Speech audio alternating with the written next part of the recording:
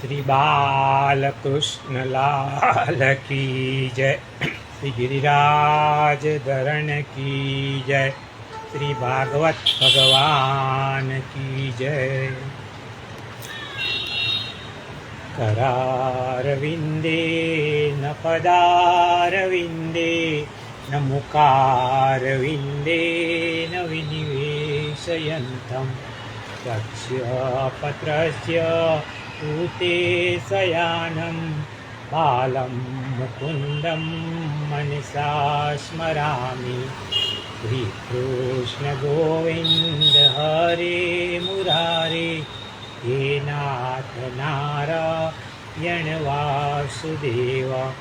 जीवे पिबस्वामृतमेतदेव, गोविन्द दामोदर माधवेति। विक्रेतु कामा किल गोपकन्या, मुरारिपादार्पितचित्तवृत्ति। दद्यादिकं मोहवसादोचत्, गोविन्द दामोदर माधवेति। गृहे गृहे गोपवधू कदम्बा, सर्वे मिलित्वा समवाप्य योगं। पुण्यानि नामानि पठन्ति नित्यं, गोविन्द दामोदर माधवेति। सुखं शयाना निलये निजेपि, नामानि विष्णो प्रवदन्ति मर्त्या। ते निश्चितं तन्मयतां व्रजन्ति, गोविन्द दामोदर माधवेति। जिह्वे सदैवं भज सुन्दराणि, नामानि कृष्णस्य मनोहराणि। समस्तभक्तार्तिविनाशनानि, गोविन्द दामोदर माधवेति। सुखावसाने इदमेव सारं, दुःखावसाने इदमेव ज्ञेयं। देहावसाने इदमेव जाप्यं, गोविन्द दामोदर माधवेति। श्रीकृष्ण राधा वरगोकुलेश, गोपाल गोवर्धननाथ विष्णु। जिह्वे पिबस्वामृतमेतदेव, गोविन्द दामोदर माधवेति। गोविन्द दामोदर माधवेति। गोविन्द दामोदर माधवेति। ગઈકાલે આપણે જોયું કે દુર્યોધનના કહેવાથી અસ્વસ્થતામાં દ્રૌપદીના 5 પુત્રોની નિર્મમ હત્યા કરે છે અને એના માથા દુર્યોધન પાસે લઈને આવે છે. દુર્યોધનને હરખ થાય છે કે પાંડવોના માથા આવ્યા, જુએ છે તો તેમના પુત્રના માથા હોય છે. દુર્યોધનને હરખ પણ થાય છે અને શોક પણ થાય છે. તેને શ્રાપ હતો કે તેને એક સાથે જ્યારે હરખ અને શોક થશે ત્યારે મૃત્યુ થશે. દુર્યોધન મૃત્યુ પામે છે. દ્રૌપદી આક્રંદ કરે છે. શા માટે? તો કે શ્રી કૃષ્ણના હૃદયને પીગળાવવા માટે. પરંતુ શ્રી કૃષ્ણને કકડાટ ગમતો નથી. જ્યારે દ્રૌપદીજી શાંત થાય છે ત્યારે તે શ્રી કૃષ્ણ અર્જુનને લઈ અને અસ્વસ્થતામાને પકડી લાવે છે. અને પછી દ્રૌપદી દીવાદાંડી છે, કહે છે કે આ તો આપણા ગુરુપુત્ર છે, એમનો વધ ન કરાય, એમને સજા આપીને છોડી દે. તેના પછી શ્રી કૃષ્ણ પાસે કુંતાજી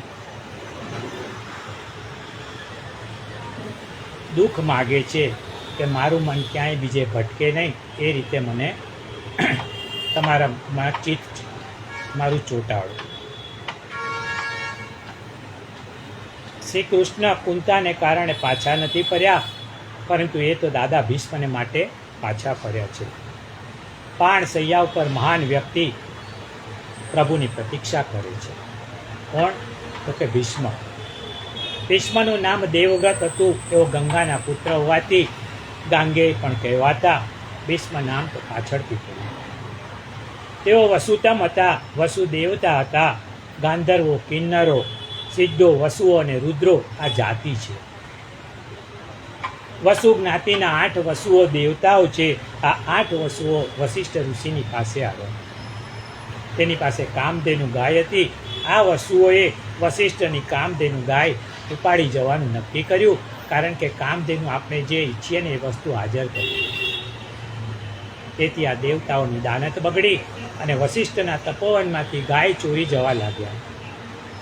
પરંતુ વશિષ્ઠએ ગાયને છોડાવી અને આ 8 વસુઓને શ્રાપ આપ્યો કે તમે દેવ છો, પરંતુ તમારું પતન થશે, તમારે પૃથ્વી પર જન્મ લેવો પડશે. આ 8 વસુઓમાં ધૌ નામના એક વસુને લાંબા સમય સુધી પૃથ્વી પર રહેવાનો અને બાકીના 7ને જન્મતાની સાથે મરણ થશે ને એવો શ્રાપ આપ્યો. એ 8 વસુઓએ શાંતનુ રાજાને ત્યાં ગંગાજીના કુખે જન્મ લીધો. ગંગાજીના લગ્ન શરતી હતા. એમણે શાંતનુ રાજાને કહ્યું હતું કે આપણે ત્યાં જે પુત્ર જન્મે ને એમને જન્મતાની સાથે ગંગામાં છોડી દેવા. શાંતનુ રાજાએ ગંગાની શરત સ્વીકારી અને 7 પુત્રોને એક એક કરીને ગંગામાં છોડી દીધા. 8મા ધૌ નામના વસુનો ભીષ્મ તરીકે જન્મ થયો. ત્યારે ગંગાજી તેમને લઈને પ્રવાહમાં છોડવા જાય છે. ત્યારે શાંતનુ એમને રોક્યા. રાજાએ કહ્યું કે ગંગા, મારું ઘર સૂનું છે, તમને આ દીકરો નહીં આપું અને દીકરાને લઈ લો. ગંગાએ કહ્યું કે શરતનો ભંગ થયો છે, તેથી આપણે હવે છૂટા પડીએ. ગંગાને રોકવા માંડ્યા, પરંતુ એ ચાલ્યા ગયા. અને શાંતનુના આ 8મા પુત્ર દેવવ્રત ગાંગેયને શાંતનુએ મોટા કર્યા. દેવદત્તનું નામ ભીષ્મ કેમ પડ્યું? તો કે એક માછીમારની દીકરી મત્સ્યગંધા, યોજનગંધા અને પરાશર મુનિથી વેદ વ્યાસ જન્મ્યા. પરાશર મુનિએ મત્સ્યગંધાને વરદાન આપી યોજનગંધા બનાવી. એના શરીરમાંથી સુગંધ નીકળતી. યોગીઓના શરીરમાંથી કમળ સુખડ જેવી સુગંધ નીકળે છે. આ યોગનો પ્રભાવ છે. ઘણા યોગીઓના શરીરમાંથી કમળ જેવી સુગંધ નીકળે છે. યોગમાં સફળતા મળે ને ત્યારે સુગંધ આવે. મત્સ્યગંધા યોગી હતા. ભગવાન ઋષભદેવની વિષ્ઠામાંથી પણ સુવાસ આવતી. આ હકીકત છે. યોગના પ્રભાવથી શરીરમાંથી સુગંધ નીકળે. મત્સ્યગંધા પર શાંતનુ રાજા આસક્ત થયા. રાજાએ માછીમારની આગળ લગ્નનો પ્રસ્તાવ મૂક્યો. મત્સ્યગંધાના પિતાએ કહ્યું કે મહારાજ, મારી દીકરી આપને પરણાવું, પણ એનો દીકરો થાય ને એને ગાદી પર બેસાડો. રાજાએ કહ્યું કે મારા પુત્ર દેવવ્રતને હું અન્યાય ન કરી શકું. રાજા તો દેવવ્રત જ થશે. એટલે લગ્નની વાત પડી ભાંગી. પરંતુ રાજાની મત્સ્યગંધામાંથી આસક્તિ ગઈ નહીં. રાજા મત્સ્યગંધાના વિચારોમાં દુર્બળ થવા લાગ્યા. દેવવ્રતે તપાસ કરી તો ખબર પડી કે રાજા એક માછીમારની પુત્રીમાં આસક્ત થયા છે અને માછીમાર સાથે એમને વાંધો પડ્યો છે. ભીષ્મ સ્વયં માછીમારની પાસે ગયા. પૂછ્યું કે તમે તમારી દીકરી પરણાવવાની કેમ ના પાડો છો? માછીમારે બધી હકીકત કહી. ત્યારે ભીષ્મએ કહ્યું, હું ગાદી પર નહીં બેસું. માછીમારે કહ્યું કે દેવવ્રત, મને તમારામાં વિશ્વાસ છે, પરંતુ તમારો પુત્ર એ ગાદી પર દાવો કરે તો શું? દેવવ્રતે કહ્યું કે હું લગ્ન જ નહીં કરું, બ્રહ્મચારી રહીશ. એમણે પ્રણ લીધું. આ જીવન બ્રહ્મચારી રહેવાની પ્રતિજ્ઞા કરી અને કહ્યું કે હવે હસ્તિનાપુરની ગાદી પર તમારા ભાણેજ સિવાય કોઈનો દાવો નહીં ચાલે. દેવોએ ભીષ્મની આ પ્રતિજ્ઞા સાંભળી આકાશમાંથી પુષ્પોની વૃષ્ટિ કરી છે. ધન્ય છે ભીષ્મને અને ધન્ય છે ભીષ્મની પિતૃભક્તિ. પિતાના સુખ માટે પોતાના સુખની હોળી કરી આવી ભયંકર એટલે કે ભીષ્મ પ્રતિજ્ઞા લેનાર દેવવ્રતનું નામ ભીષ્મ પડ્યું. ભીષ્મ મહાન વિભૂતિ હતા. મહારાજા શાંતનુને ખબર પડી કે મારા સુખ માટે દેવવ્રતે ભીષ્મ પ્રતિજ્ઞા લીધી અને આજીવન બ્રહ્મચર્ય સ્વીકાર્યું. એટલે પિતાએ પ્રસન્ન થઈને ભીષ્મને ઈચ્છા મૃત્યુનું વરદાન આપ્યું. ભીષ્મ, કાળ તને અડકી શકશે નહીં. શ્રી કૃષ્ણ દ્વારિકા ન ગયા અને હસ્તિનાપુર પાછા આવ્યા ત્યારે યુધિષ્ઠિર સંતાપ કરતા હતા. એમને કહ્યું કે મહાભારતના યુદ્ધમાં મેં બધાને માર્યા ને એનું મને પાપ લાગ્યું. મારે હવે નરકમાં જવું પડશે. શ્રી કૃષ્ણએ યુધિષ્ઠિરને સમજાવ્યા કે મહાભારતનું યુદ્ધ છે ને એ ધર્મ યુદ્ધ હતું. ધર્મ માટે કોઈને પણ મારવાથી પાપ લાગતું નથી. છતાં યુધિષ્ઠિરના મનમાં સમાધાન ન થયું એટલે શ્રી કૃષ્ણ પાંડવોને લઈને કુરુક્ષેત્રમાં પધાર્યા ત્યારે ભીષ્મનો અંત સમય નજીક હતો. ભીષ્મ અંત સમયે ભગવાનનું ચિંતન કરતા હતા. ભીષ્મને ભગવાને પ્રણામ કર્યા છે અને કહ્યું કે દાદા, આ યુધિષ્ઠિરના મનમાં શંકા છે, એનું સમાધાન કરો, યુધિષ્ઠિરને જ્ઞાન આપો. ભીષ્મએ શ્રી કૃષ્ણની સામે જોઈને કહ્યું કે પ્રભુ, મારા શરીરમાં અત્યંત પીડા થઈ રહી છે, પીડાથી બોલી શકાતું નથી. શ્રી કૃષ્ણએ ભીષ્મના શરીર પર દ્રષ્ટિ ફેરવી ભીષ્મની બધી પીડાને ઊંચી લીધી. ઉપદેશ આપતા પહેલા ભીષ્મએ અર્જુનને કહ્યું કે મારું મસ્તક લટકી રહ્યું છે, મને એવું શીખવું આપ. ત્યારે અર્જુને વીરને શોભે એવું બાણોનું ઓશીકું ભીષ્મને આપ્યું. ભીષ્મએ કહ્યું કે મને તરસ લાગી છે. દુર્યોધન પાણીનો ઘડો લઈ આવ્યો, પરંતુ ભીષ્મએ અર્જુનને કહ્યું કે ધરતીમાં તું બાણ માર. મારી માતા ગંગા મારી તરસ બુજાવશે. અને અર્જુને ધરતીમાં બાણ માર્યું. ગંગા મૈયા પ્રગટ થયા. ભીષ્મએ ગંગા જળનું પાન કર્યું. ભીષ્મ યુધિષ્ઠિરને બાણ સૈયા ઉપર સૂતા સૂતા ઉપદેશ આપે છે. રાજાએ કદી અધર્મ આચરવો નહીં, અધર્મને ચલાવી પણ ન લેવો. અત્યારના રાજકારણીઓ આવું વિચારશે ખરા? રાજા અધર્મ કરવે અથવા તો અધર્મને ચલાવી લે એ અપરાધી છે. અધર્મને જો અટકાવી ન શકાય ને તો રાજાએ રાજ્યનો ત્યાગ કરવો. ભીષ્મના ઉપદેશ વખતે દ્રૌપદી ત્યાં ઊભા હતા. એમણે ભીષ્મને પૂછ્યું, દાદા, કૌરવોની ભરી સભામાં દુશાસન મારા ચીર ખેંચીને મને નગ્ન કરતો હતો, એ તમે કેમ ચલાવી લીધું? કુળની પુત્રવધુની ઇજ્જત લૂંટવી એ અધર્મ નહોતો? તમે એ અધર્મને અટકાવ્યો કેમ નહીં? અને જો તમે અટકાવી ન શક્યા તો સભા છોડીને ચાલ્યા કેમ ન ગયા? દ્રૌપદીના પ્રશ્નથી ભીષ્મની આંખ ભીની થઈ ગઈ. બોલ્યા, દુર્યોધનનું અન્ન ખાવાથી મારી બુદ્ધિ દૂષિત થઈ ગઈ હતી, તેથી મને અધર્મ નહોતો લાગ્યો. પરંતુ હવે એ દૂષિત લોહી આ અર્જુનના બાણથી બધું વહી ગયું છે, તેથી આજે મને જ્ઞાન પ્રગટ થયું છે. એ અન્ન દોષ હતો, તેથી મારું જ્ઞાન ઢંકાઈ ગયું. આજે એ જ્ઞાન જાગૃત થયું છે. હું માફી માગું છું, મને અફસોસ થયો છે.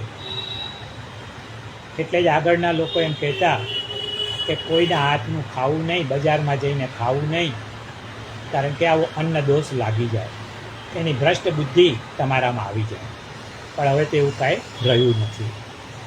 બાણસૈયા પરથી ભીષ્મએ યુધિષ્ઠિરને આશીર્વાદ આપ્યા અને કહ્યું, બેટા, મને એ વાતનું આશ્ચર્ય છે કે જ્યાં સાક્ષાત ધર્મપુત્ર રાજા યુધિષ્ઠિર હોય, હાથમાં ગદા લઈ અને ભીમસેન અને ધનુર્ધારી અર્જુન રક્ષાનું કામ સંભાળી રહ્યા હોય, ગાંડીવ ધનુષ્ય હોય અને સ્વયં શ્રી કૃષ્ણ મિત્ર રૂપે હાજર હોય ને, ત્યાં વિપત્તિ ક્યાંથી સંભવે? છતાં તમને દુઃખ પડ્યું ને, એ ઈશ્વર ઈચ્છા જ હશે. ભીષ્મએ બાણસૈયા પરથી યુધિષ્ઠિરને દાન ધર્મ, મોક્ષ ધર્મ, સ્ત્રી ધર્મ, રાજધર્મનો 30 દિવસ સુધી ઉપદેશ આપ્યો. મહાભારત ગ્રંથના શાંતિ પર્વમાં ભીષ્મ દ્વારા અપાયેલા જ્ઞાનને સમાવી લેવામાં આવ્યું છે. ભીષ્મએ શ્રી કૃષ્ણને પૂછ્યું, આપ તો યુધિષ્ઠિરને જ્ઞાન આપવા માટે સમર્થ હતા, છતાં યુધિષ્ઠિરને મારી પાસે કેમ લાવ્યા? આપે અર્જુન અને ઉદ્ધવને જ્ઞાન આપ્યું છે તો યુધિષ્ઠિરને કેમ ન આપ્યું? શ્રી કૃષ્ણએ ખરેખર તો ભીષ્મની કીર્તિ વધારવા માટે આમ કર્યું હતું. ભીષ્મ ભક્ત હતા અને ભક્તની કીર્તિ વધે ને, ભક્તની કીર્તિ અમર બને એ આશયથી શ્રી કૃષ્ણએ ભીષ્મની પાસે ઉપદેશ અપાવ્યો. ભીષ્મ જ્ઞાનથી અમર છે. ભીષ્મમાં જ્ઞાન ભગવાને જ પ્રગટાવ્યું, કારણ કે તે ભક્ત હતા. ભીષ્મ દેહ છોડવા માટે ઉત્તરાયણની પ્રતીક્ષામાં હતા. એમના અંત સમયે અનેક બ્રહ્મર્ષિ, દેવર્ષિ અને રાજર્ષિઓ ત્યાં આવ્યા. કોણ કોણ આવ્યા? પર્વત ઋષિ, નારદ ઋષિ, ધૌમ્ય ઋષિ, ભગવાન વેદવ્યાસજી, બૃહદસ્થ શિષ્યો સાથે ભગવાન પરશુરામજી, વશિષ્ઠ મુનિ, ઇન્દ્રપ્રમદ, ગૌતમ, અત્રિ, વિશ્વામિત્ર અને સુદર્શન જેવા મહાત્માઓ ત્યાં આવ્યા. આ બધા મહાત્માઓ એટલા માટે આવ્યા હતા કે ભીષ્મનું શરીર છૂટશે ને ત્યારે ભગવાન શ્રી કૃષ્ણની ત્યાં હાજરી હશે. ભગવાનના દર્શન માટે અને ભીષ્મનો ઉપદેશ સાંભળવા આવ્યા હતા. ભીષ્માચાર્યએ આ સૌ મહાત્માઓનું મનથી સ્વાગત કર્યું. પાંડવો બધા ભીષ્મના માથા પાસે ઊભા હતા અને ભગવાન ચરણ પાસે ઊભા હતા. પોતાના નિકટના હોય ને એ મોઢા પાસે ઊભા રહે. ભગવાનને ભીષ્મ સાથે સગાઈની દ્રષ્ટિએ વધુ નજીકનો સંબંધ નહોતો. ભીષ્મ તો પૂંટા કોઈના સસરાના ઓરમાન ભાઈ થાય તેથી પગ પાસે શ્રી કૃષ્ણ દૂર ઊભા હતા. પરંતુ એવું નથી. ખરેખર તો કારણ બીજું છે. ભીષ્મનું માથું ઉત્તર તરફ અને પગ દક્ષિણ તરફ હતા. દક્ષિણ દિશા જે છે ને યમરાજાની દિશા છે. ભગવાને યમને રોકવા માટે દક્ષિણ તરફ પગ પાસે ઊભા છે. પગ તરફ ઊભેલા શ્રી કૃષ્ણના ભીષ્મએ બરાબર દર્શન કર્યા અને બોલ્યા, હે પ્રભુ, મારો પ્રાણ છૂટી ન જાય ને ત્યાં સુધી તમે અહીં જ ઊભા રહેજો. આપ ચતુર્ભુજ સ્વરૂપે મને દર્શન આપો, જેથી હું આપનામાં તન્મય બનું. ચારેય પુરુષાર્થોમાંથી એક પણમાં મારું મન ન ફસાય. મારે ધર્મ, અર્થ, કામ અને મોક્ષ કંઈ ન જોઈએ. મારે માત્ર ને માત્ર આપની ઉપસ્થિતિ જોઈએ. હવે ઉત્તરાયણનો સમય નજીક આવ્યો. ભીષ્મ આ સમયની રાહ જોઈ રહ્યા હતા. શ્રી મહાપ્રભુજી લખે છે કે ઉત્તરાયણમાં બે શબ્દ છે, ઉત્તરા અને અયન. ઉત્તરા એટલે અભિમન્યુની પત્ની અને અયન એટલે નિવાસ. એટલે જે પરમાત્માએ પરીક્ષિતની રક્ષા કરવા ઉત્તરાના ગર્ભમાં અયન એટલે કે નિવાસ કરી રહેલા પરમાત્માનું ધ્યાન કરી રહ્યા હતા. અંત સમયે ભીષ્મ કહે છે, ગીતા મંદિરવાળા શ્રી વિદ્યાનંદજી મહારાજે આ ભજનની રચના કરી છે. इतना तू करना स्वामी, जब प्राण तन से निकले। श्री गंगा जी का तट हो या यमुना जी का पट हो, मेरे सांवरा निकट हो, जब प्राण तन से निकले। श्री वृंदावन का स्थल हो, मेरे मुख में तुलसी दल हो, विष्णु चरण का जल हो, जब प्राण तन से निकले। सन्मुख सांवरा खड़ा हो, बंसी का स्वर भराओ, तिरछा चरण धराओ, जब प्राण तन से निकले। सिर सोहाना मुकुट हो, मुखड़े पे काली लट हो, यही ध्यान मेरे घट हो, जब प्राण तन से निकले। जब कंठ प्राण आवे, कोई रोग ना सतावे, यम दर्शन ना दिखावे, जब प्राण तन से निकले। मेरा प्राण निकले सुख से, तेरा नाम निकले मुख से, बच जाऊं घोर दुख से, जब प्राण तन से निकले। उस वक्त जल्दी आना, नहीं श्याम भूल जाना, बंसी की धुन सुनाना, जब प्राण तन से निकले। यह नेक सी अरज है, मानो तो क्या हरज है, कुछ आपका भी फर्ज है, जब प्राण तन से निकले।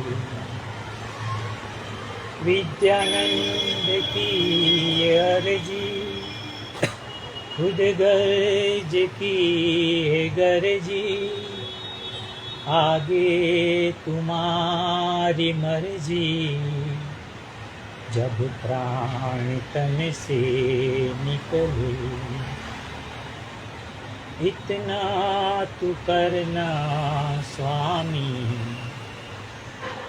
जब प्राण तन से निकले। गोविंद नाम लेकर फिर प्राण तन से निकले। આવી વિનંતી દરેક જણે ભગવાનને રોજ કરવા જેવી છે.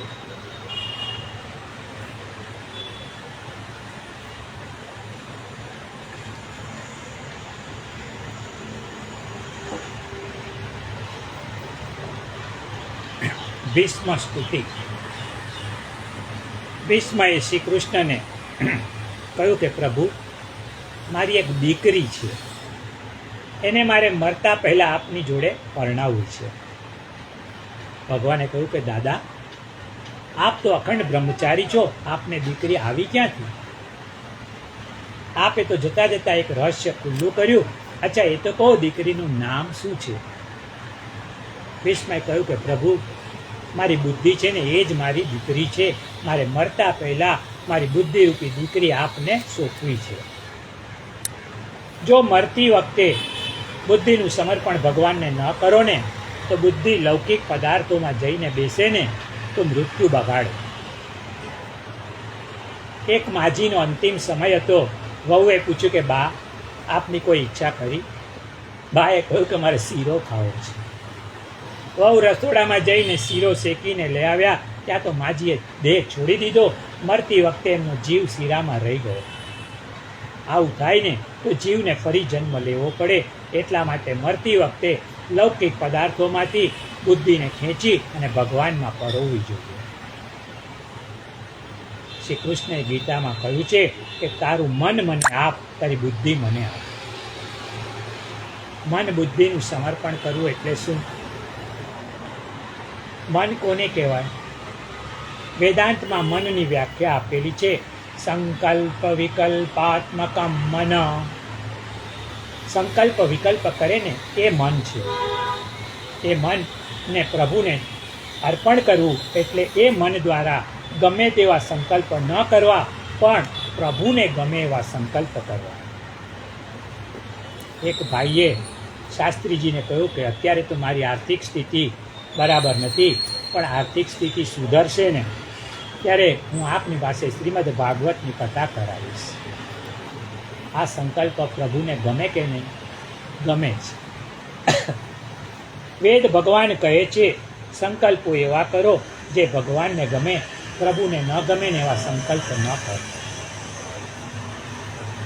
એક ભાઈ ચાલીને ડાકોર ગયા શ્રી રણછોડરાયજીના દર્શન કરવા. પ્રભુને કહે છે કે હે પ્રભુ, મારું એક કામ કરશો? તો કે બોલ, શું કામ છે? તો કે મારે મારા દુશ્મનને ઠેકાણે પાડી દેવાનું છે. ભગવાન આ સાંભળીને હસે છે તો હું અહીંયા તમારા અને તમે ઊભા કરેલા દુશ્મનોને ઠેકાણે પાડવા માટે ઊભો છું. તું આટલા માટે અહીંયા આટા મારતો હતો. તાત્પર્ય એ છે કે આવા અશુભ સંકલ્પો લઈને પ્રભુ પાસે ન જાઓ. પ્રભુને આપણા ગમા અણગમામાં ભાગીદાર ન બનાવો. ભગવાન તો બધા માટે સરખા છે. એને કોઈના પ્રત્યે રાગ નથી, કોઈના પ્રત્યે દ્વેષ નથી. ભગવાને ગીતામાં જ કહ્યું છે કે ભગવાનને મને તો બધા જ સરખા. બુદ્ધિ કોને કહેવાય? સંકલ્પ વિકલ્પ કરે ને એ મન કહેવાય, અને નિશ્ચય કરે ને એ બુદ્ધિ કહેવાય. આપણી બુદ્ધિ એવો નિશ્ચય કરે કે આ દુનિયામાં જે સાર છે ને એ પરમાત્મા છે, એટલે સમજવાનું કે બુદ્ધિનું સમર્પણ થઈ ગયું. ભીષ્માચાર્યએ પોતાની બુદ્ધિરૂપી દીકરી ભગવાનને સમર્પિત કરવાનો નિશ્ચય વ્યક્ત કર્યો. ભગવાને કહ્યું કે દાદા, આખી જિંદગી કાવા દાવા કરી અને જે બુદ્ધિ બગડી ગઈ છે એવી બગડેલી બુદ્ધિ મારે ન જોઈએ. હું બગડેલો માલ લેતો નથી. તમે બુદ્ધિ સારી હતી ત્યારે ખાવા દાવા કર્યા અને હવે બગડી એટલે મને આપવી છે. હું તો પુષ્ટિ પુરુષોત્તમ છું, અને પુષ્ટિ પુરુષોત્તમ એ ઉત્તમ વસ્તુઓના ભોગતા છે. પુષ્ટિ માર્ગમાં ઠાકોરજીને જે પણ વસ્તુ અર્પણ કરવાની હોય ને એ એકદમ શુદ્ધ હોવી જોઈએ. પ્રભુને કોઈ વસ્તુ અર્પણ કરવી હોય ને તેની પદ્ધતિ છે. દાખલા તરીકે આ કેરીની સિઝન ચાલે છે, તો ભગવાનને જો કેરી અર્પણ કરવી હોય ને તો સર્વપ્રથમ એ કેરીને ધોવાની, પછી કપડાથી લૂંચીને સાફ કરવાની, પછી એને છોલવાની, પછી કટોરીમાં એના નાના નાના ટુકડા કરવા. એ ટુકડાને કટોરીમાં એવી સરસ રીતે ગોઠવવાના, એની ઉપર મિશ્રી પધરાવવા, ને પછી ભગવાનને અર્પણ કરો. એટલે કે પહેલાં શુદ્ધ કરો, પછી સિદ્ધ કરો, પછી સાજો અને પછી અર્પણ કરો. મર્યાદા માર્ગમાં આવું કાંઈ નથી. લોકો તો આખું ફળ બજારમાંથી લાવી એમનું એમ ભગવાનની આગળ મૂકી દે છે. પછી ભગવાનને જો ખાવું હોય ને તો એ છરી ગોતે, વાટકી શોધે, ચમચી ગોતે, એ પછી ખાઈ લે. આપણી હાજરીમાં જો ભગવાનને આટલો પરિશ્રમ લેવો પડતો હોય ને તો આપણે દાસ છે ને. આપણે બ્રહ્મ સંબંધમાં બોલ્યા છીએ દાસોસ્મી. શું આ દાસનો ધર્મ છે? શ્રી કૃષ્ણએ પૂછ્યું કે દાદા, આપની બુદ્ધિ શુદ્ધ છે ખરી? ભીષ્મએ કહ્યું કે હા, મારી બુદ્ધિ શુદ્ધ છે. આપણી બુદ્ધિને બગાડે છે કોણ?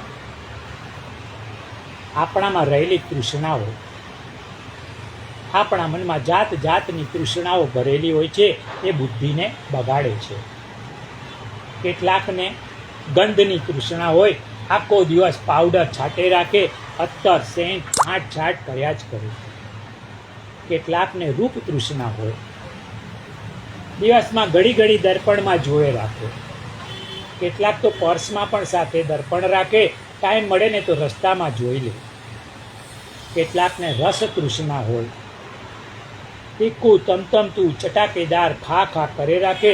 અરે ભાખરીમાં પણ મીઠું મરચું ભભરાવે.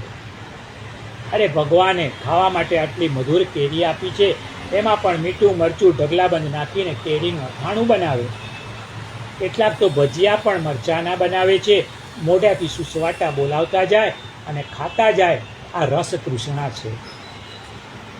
ભીષ્મએ કહ્યું કે પ્રભુ, મારી બુદ્ધિ વિશુદ્ધ છે, અને શુદ્ધ છે, મને કોઈ લૌકિક તૃષ્ણા નથી.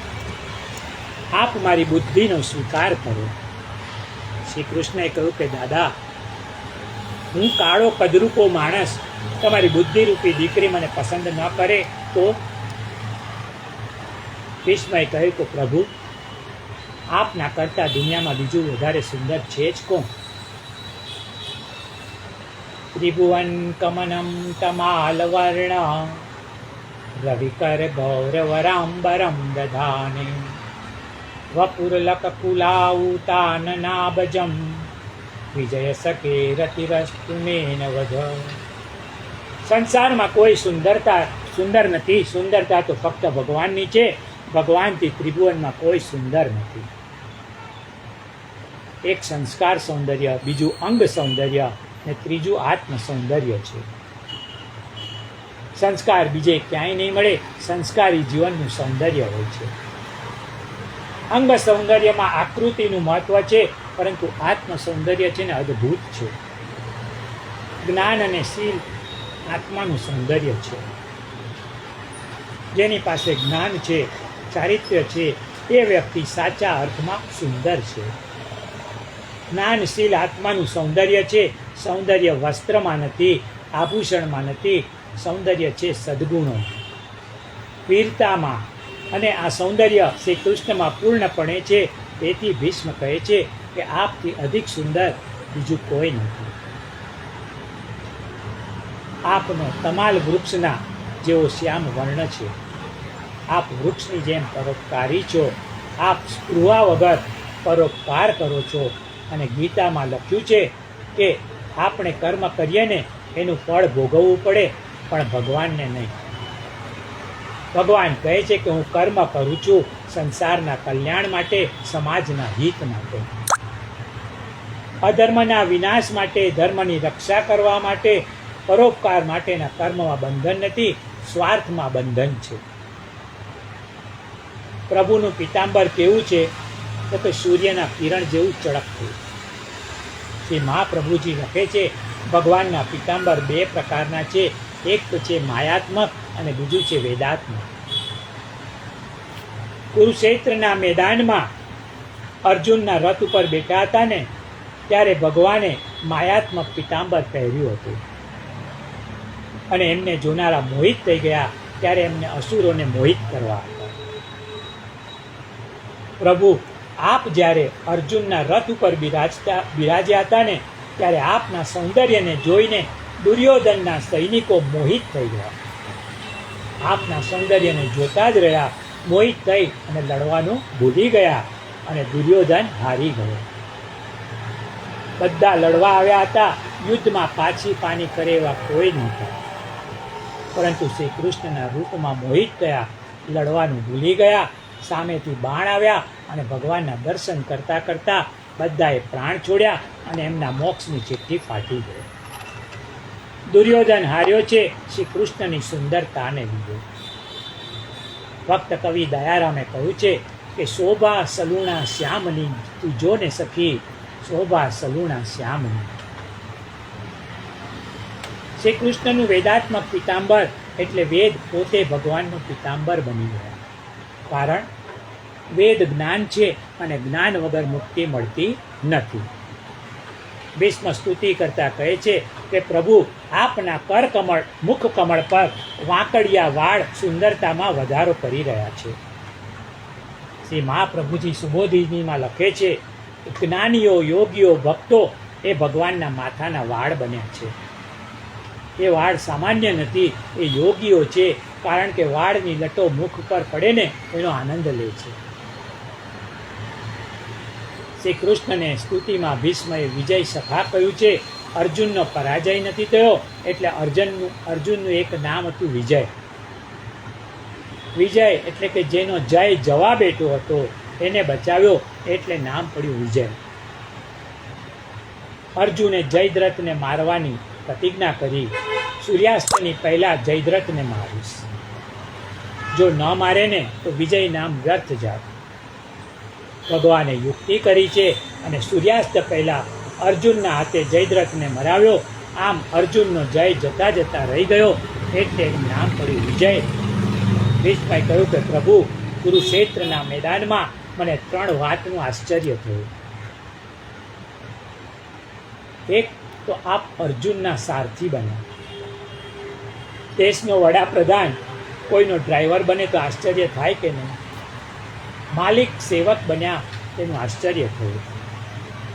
ભગવાને કહ્યું કે અર્જુન મારો મિત્ર છે, મારે એની સાથે આત્મીયતા છે, મેં મિત્ર ધર્મ બજાવ્યો છે, હું મિત્રનું નાનામાં નાનું કામ કરવા પણ તૈયાર છું. બીજું, પ્રભુ, આપના મુખ ઉપર પસીનાના બિંદુઓ હતા, શરીરમાંથી લોહી વહી રહ્યું હતું. આપનું કવચ મારા તીક્ષ્ણ બાણોથી ભેદાઈ ગયું હતું, અને ઘોડાના પગની ધૂળ ઉડીને આપના મુખ ઉપર પડવાથી આપનું મુખ ખૂબ સુંદર લાગતું હતું. આપ સૌના આત્મા છો. અને આપે કહ્યું છે કે નૈનમ ચિંદંતિ શસ્ત્રાણી, નૈનમ દહતિ પાવક, ન ચૈનમ ક્લેદ્યંત્યાપો, ન શોષ્યતિ મારુત. આત્મા શસ્ત્રોથી છેદાતો નથી, અગ્નિ એને બાળી શકતો નથી, પાણી એને પલાળી શકતું નથી, અને પવન એને સૂકવી શકતો નથી. તો પ્રભુ, સૌના આત્મા એવા આપને મેં લોહી લુહાણ થયેલા જોયા, એનું મને આશ્ચર્ય છે. ભગવાને ભીષ્મને કહ્યું કે હું જાણી જોઈને વિંધાયો હતો, તમારી પ્રતિષ્ઠા વધારવા હું વિંધાયો હતો. તમારા બાણ અમોઘ છે, ક્યારેય વ્યર્થ જતા નથી. વ્યર્થ જાય ને તો તમારી પ્રતિષ્ઠા ધૂળમાં મળી જાય. મારું એ કર્તવ્ય છે કે જાતે વિંધાઈને પણ ભક્તની પ્રતિષ્ઠા હું વધારું. ત્રીજું, ભીષ્મએ કહ્યું કે પ્રભુ, તમે કપટી છો. શ્રી કૃષ્ણએ કહ્યું કે શું કપટ કર્યું મેં? ભીષ્મ બોલ્યા, કુરુક્ષેત્રના મેદાનમાં તમે કપટ કરવામાં કોઈ પાછીપાની કરી નથી. પ્રભુ, અર્જુને તમને એનો રથ બે સેનાઓની વચ્ચે લઈ જવા આદેશ આપ્યો, અને તમે લઈ આવ્યા. એનું મને આશ્ચર્ય છે કે તમે ગુરુ છો અને અર્જુન શિષ્ય છે. તમારે શિષ્યનો આદેશ માનવાની ક્યાં જરૂર હતી? તમે આ તો ઉલટી ગંગા વેવડાવી. પછી તમે નીચે ઉતર્યા અને અર્જુનને અમારો પરિચય આપ્યો કે જો આ છે દુર્યોધન છે, આ ભીષ્મ છે, આ દ્રોણાચાર્ય છે. પ્રભુ, અર્જુનને પરિચય આપવાની ક્યાં જરૂર જ હતી? પરિચયનું તો ફક્ત બહાનું હતું. એ વખતે આપે આપની દ્રષ્ટિ ફેંકી, અને તે દ્વારા અમારામાંથી 3 વસ્તુ તમે ખેંચી લીધી. અમારા આયુષ્ય, અમારી શક્તિ અને અમારું તેજ આપે હણી લીધા. કારણ આપ જાણતા હતા કે દ્રોણ અને ભીષ્મની શક્તિની સામે તેઓ પણ ટક્કર ન લઈ શકે. તેથી અર્જુનને બચાવવા માટે અમારી શક્તિ અને આયુષ્ય આપે ખેંચી લીધા. અમારું તેજ પણ લઈ લીધું. અમે નિસ્તેજ બન્યા. સિંહ હોવા છતાં અમારી આજે શિયાળ જેવી દશા થઈ ગઈ. ગીતામાં કહ્યું છે કે અર્જુન, આ બધાને તો મેં પહેલેથી જ મારી નાખ્યા છે. તારે તો માત્ર નિમિત્ત જ બનવાનું છે. અર્જુનને તો માત્ર ખુખા જ ગબડાવવાના હતા. ભગવાનની દ્રષ્ટિમાં અમૃત પણ છે અને કાળ દ્રષ્ટિ પણ છે. ભગવાન, તમે અમારા પર કાળ દ્રષ્ટિ ફેંકી અને અમને પતાવી દીધા. વળી અર્જુને તો લડવાની સાફ ના કહી દીધી હતી. એણે તો કહ્યું હતું કે આ બધા મારા સગા છે, એમને હું કઈ રીતે મારું? ત્યારે શ્રી કૃષ્ણએ કહ્યું કે જો અર્જુન, તારા માથા ઉપર આ જે વાળ છે ને એ કોના છે? અર્જુને કહ્યું મારા. એ વાળ જ્યારે વધીને ભારરૂપ થાય તો તું શું કરે છે? તો કે કપાવી નાખું છું. બસ, મારું એ જ તો કહેવાનું છે તને. આ ભીષ્મ, દ્રોણ, કર્ણ, દુર્યોધન આ બધા પૃથ્વી માટે હવે ભારરૂપ થઈ ગયા છે. તેથી વાળની જેમ એમને દૂર કરવાની જરૂર છે. તું નહીં મારે ને તો હું મારા ચક્રથી એમને મારી નાખીશ, પણ મારે છે ને યશ તને અપાવવો છે. તસ્માત મુતિષ્ઠ યશો લભસ્વ ગીતામાં કહ્યું છે કે ઊભો થા અને લડ, તને યશ મળશે. આવું ગીતાનું જ્ઞાન આપનાર અને અર્જુનના મોહને દૂર કરનાર હે કૃષ્ણ, આપના ચરણમાં મારી રતિ થાઓ. ભીષ્મ સ્તુતિ કરતા આગળ કહે છે, યુદ્ધ વખતે દુર્યોધન ભીષ્મની પાસે ગયો અને કહ્યું કે દાદાશ્રી, આપની વાત ખોટી પડી રહી છે. આ પાંડવો આપણને હરાવી રહ્યા છે. તમે હારો છો, તમારું પાણી કેટલું છે ને એવું જાણી ગયો છું. ભીષ્મએ કહ્યું કે લડાઈ છે ને સરખા જોડે લડવામાં મજા આવે. આ પાંડુના પુત્ર તો છોકરાઓ છે, એમને હરાવવામાં મારી શોભા નથી.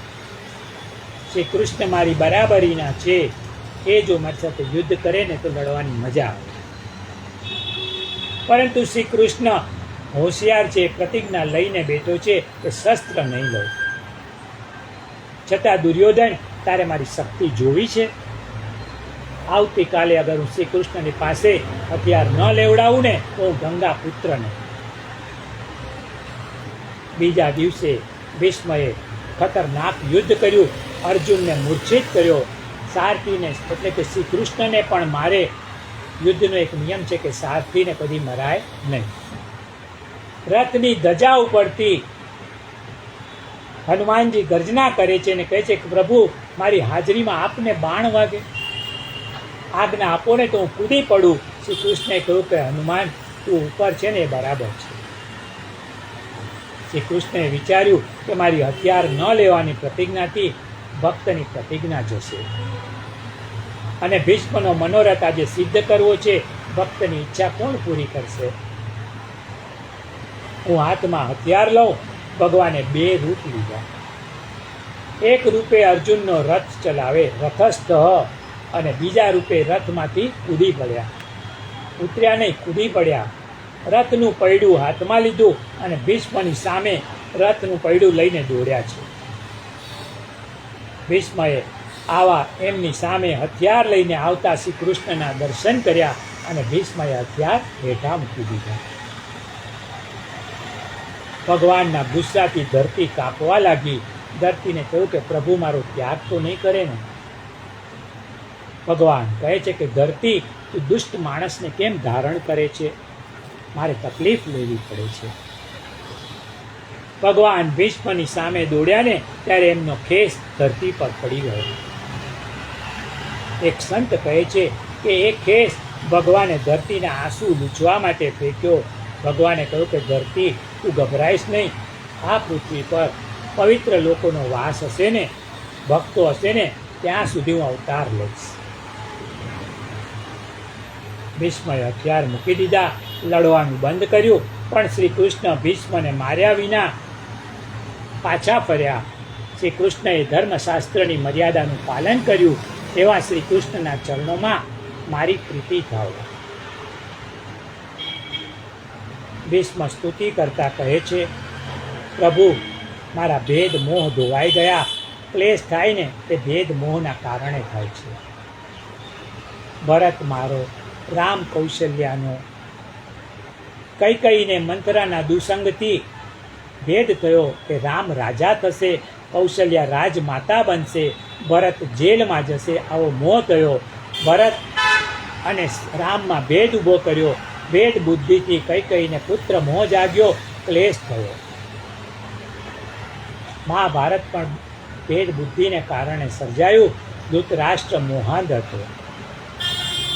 પુત્રના પ્રેમમાં મોહાંધ હતો. ગીતાની શરૂઆતમાં જ કહે છે કે મામકા પાંડવા ક્ષેવ, આ મોહ છે. દુર્યોધનના મોહમાં ધૃતરાષ્ટ્ર અંધ બન્યો. જે થવાનું હતું એ થયું. ભેદ મોહ છે, એમાંથી યુદ્ધનો જન્મ થાય છે.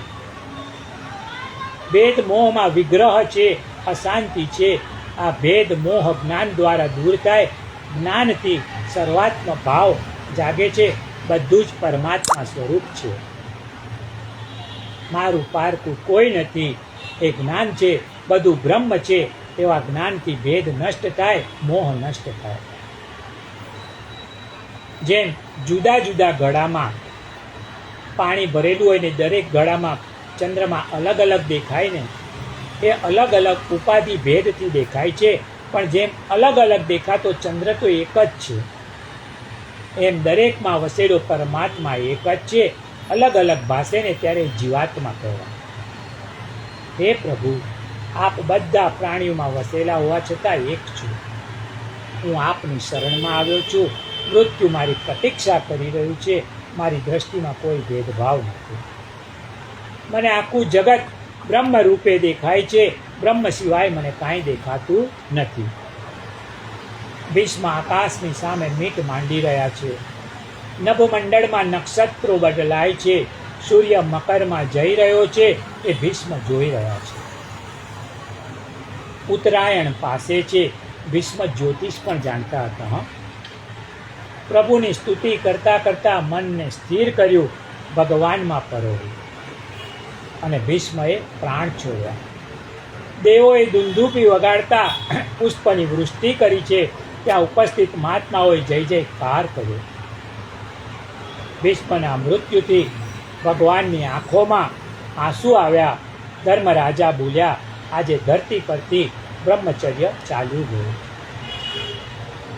ભીષ્મની વીરતા, ધર્મ પ્રત્યેની નિષ્ઠા, ભક્તિ, જ્ઞાન, તપ અને નિષ્કલંક દિવ્ય જીવન તેમની અંતિમ ક્ષણો સુધારનારું અને દુનિયા માટે તેમની વિદાય રડાવનાર બની રહ્યું.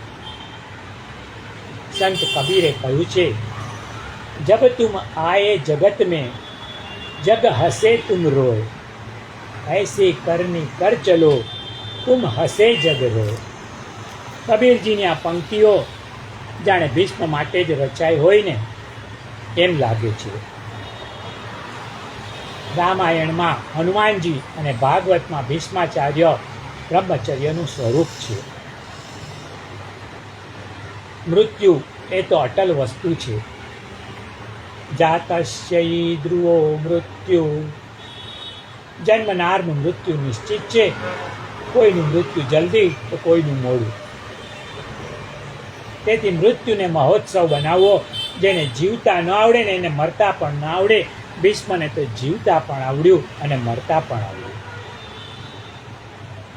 ભીષ્મએ 11 શ્લોકમાં ભગવાનની સ્તુતિ કરી છે, એટલે કે મન, બુદ્ધિ અને નવધા ભક્તિ.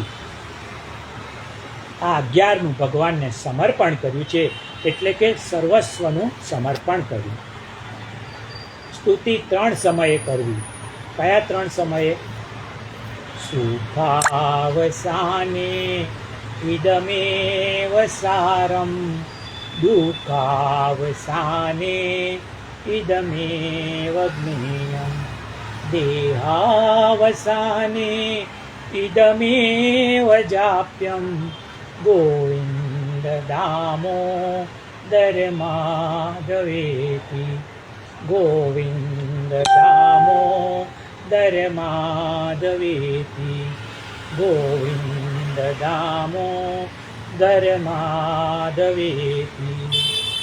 સુખના દિવસોમાં પ્રભુને યાદ કરો. સુખમાં પ્રભુને યાદ કરવાથી સદબુદ્ધિ મળે છે. દુઃખમાં સ્તુતિ કરવાથી ધૈર્ય પ્રાપ્ત થાય છે. માણસ ભાંગી પડતો નથી, હતાશ નથી થતો. અને શરીર છોડતા સ્તુતિ કરીએ ને તો મુક્તિ મળે. ગીતામાં ભગવાને કહ્યું છે, અંતકાલે ચ મામેવ સ્મરણ મુક્તવા ક્લેવરમ. ભીષ્મએ સ્તુતિની શરૂઆત ઇતિ શબ્દથી કરી છે. સંસ્કૃતમાં ઇતિ શબ્દ સમાપ્તિમાં આવે છે. આ સ્તુતિ અંતિમ સમયમાં કરી હોય એમાં એવો અર્થ થાય છે કે હે પ્રભુ, મારા જન્મ મરણ ચક્રનો ઇતિ એટલે કે અંત થાય એવી પ્રાર્થના છે.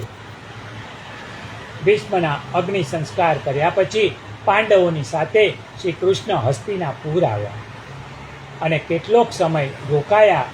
યુધિષ્ઠિરને રાજ કેમ કરવું એ શ્રી કૃષ્ણએ શીખવ્યું. આજે આ સત્રને આપણે વિરામ આપીએ. આવતીકાલે બપોરના 2:45 વાગે ફરી પાછું યુધિષ્ઠિરને રાજ કેમ કરવું એ જે શ્રી કૃષ્ણ શીખવાડે છે ત્યાંથી આગળ વાંચશું. ત્યાં સુધી સર્વને જય શ્રી કૃષ્ણ, જય શ્રી કૃષ્ણ, જય શ્રી કૃષ્ણ.